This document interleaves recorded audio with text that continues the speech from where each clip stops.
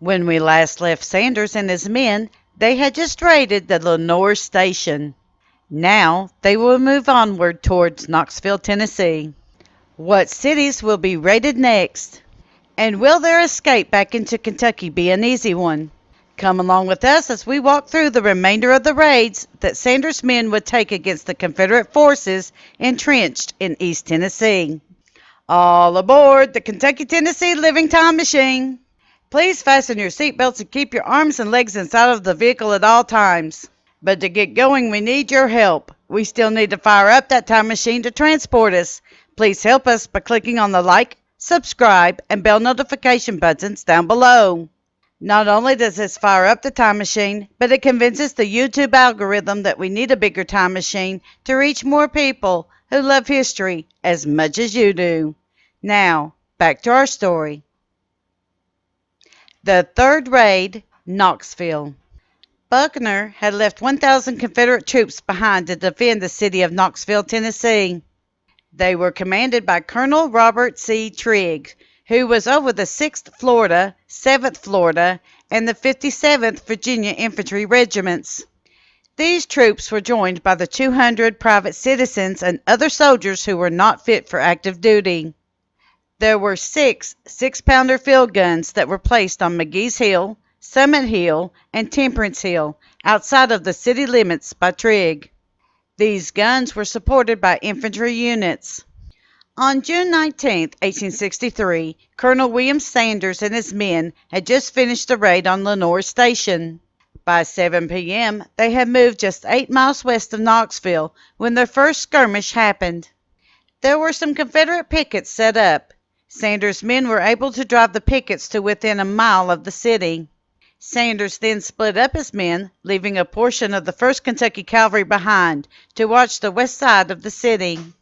The other men were moved as soon as it was dark by using another road to swing around to the north side. The pickets were driven from several defense positions.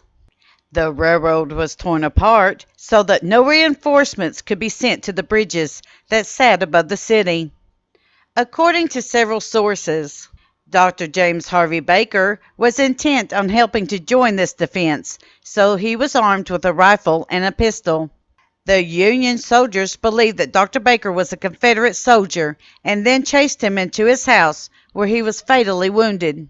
However, Dr. Baker was able to wound one of the Union cavalrymen in return. From our reading of the way the accounts are written, it is unclear if Dr. Baker was actually taking a side in the war or if he was defending the city that he loved. But regardless, he was seen as a Confederate soldier and so was shot because of it. Early the next morning on June 20th, Sanders and his men moved up to the city using the Tazewell Road. The Confederates were well posted in their positions, using the heights and the adjacent buildings to set up their defenses. From his position, Sanders faced 8 or 9 pieces of artillery. The streets had been barricaded using cotton bales. The artillery was also protected using cotton bales as well. Sanders estimates by this time that 3,000 soldiers and citizens who had been pressed into service was facing down the Union raiders. Sanders attacked and the skirmish lasted about an hour. After 1 soldier was killed and 2 were wounded, and on the other side had 4 men killed and 4 wounded, Sanders withdrew from the fight. However, his men were able to capture 2 of the 6-pounder guns, 31 men and 80 horses, tents, and all of the equipment of a regiment of conscripts. The 4th raid, Flat Creek and Strawberry Plains. After the withdrawal from Knoxville, Sanders began his trek eastward. Following the railroad, the raiders destroyed all of the small bridges and railroad depots they encountered. 4 miles southwest of Strawberry Plains, they came to Flat Creek. The defenders of the bridges had vacated the area. There, the raiders burned the covered bridge and county bridge. It was at this point that Sanders and his men traveled 3 miles down the railroad and crossed the Holston River to destroy the bridge on the same side as the Confederates were camped.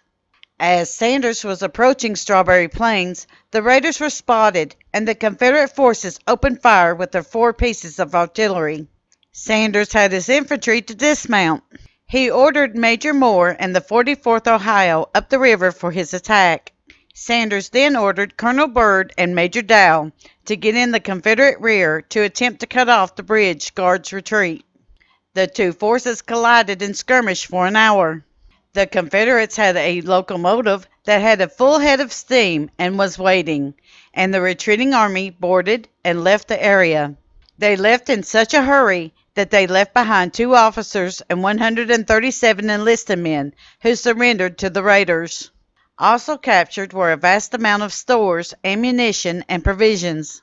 These included 600 sacks of salt, 70 tents, and a vast quantity of camp equipment.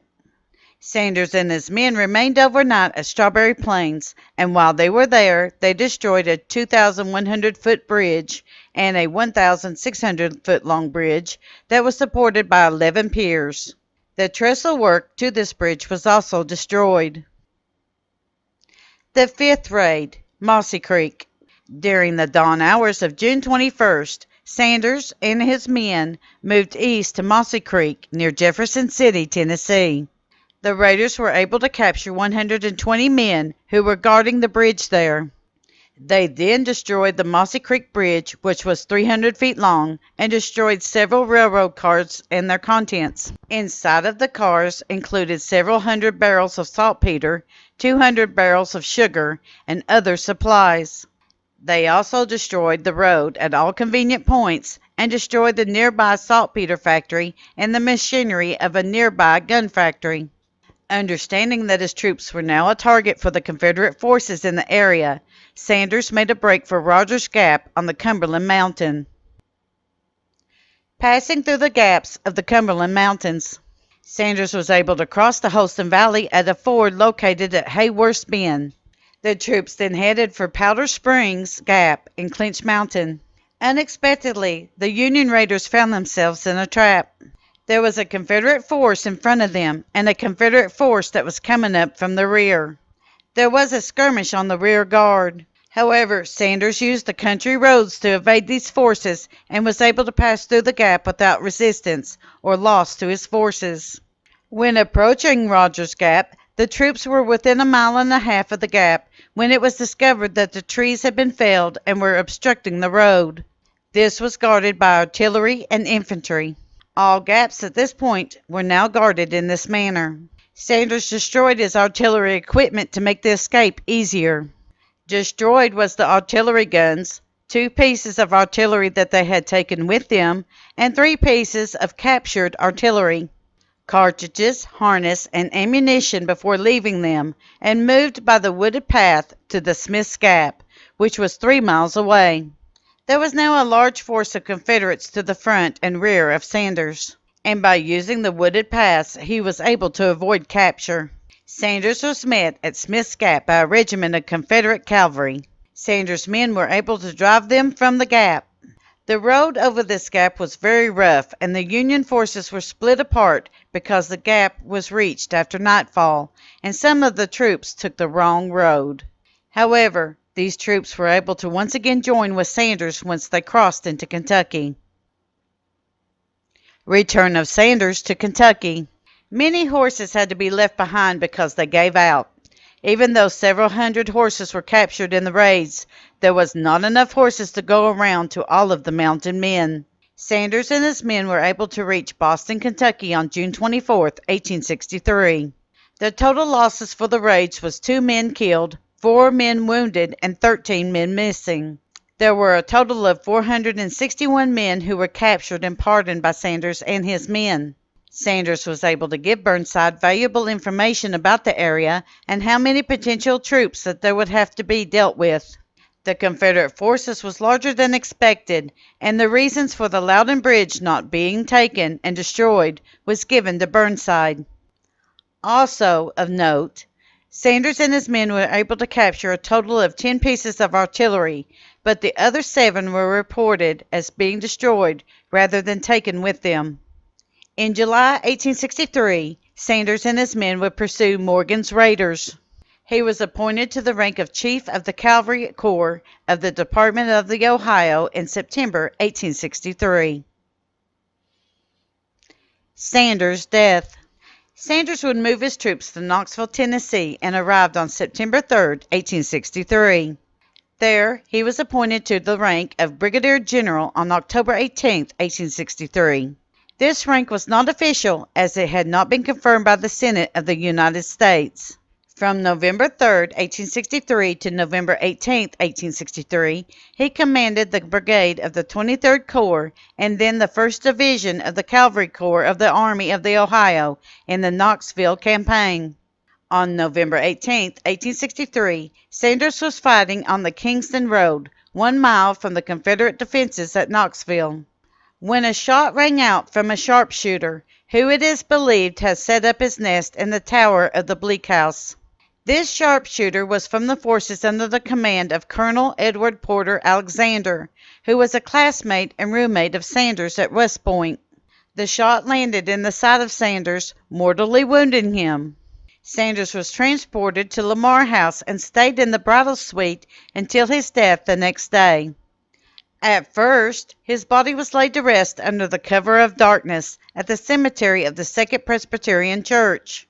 Sanders' coffin was later moved to the Chattanooga National Cemetery in Chattanooga, Tennessee.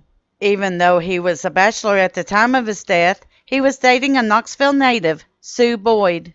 Boyd was a relative of Belle Boyd, a Confederate spy.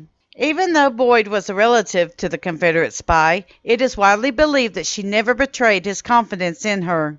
She has been reported to have mourned his death.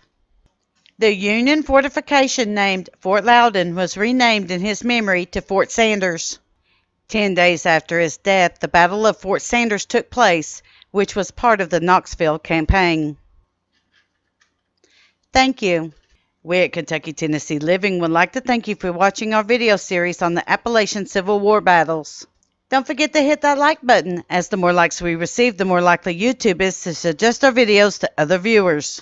Also, to receive notice when we upload a new video, be sure to subscribe and click the bell notification button. We thank you for continuing to support Kentucky Tennessee Living as we are discovering the mysteries in Appalachian history.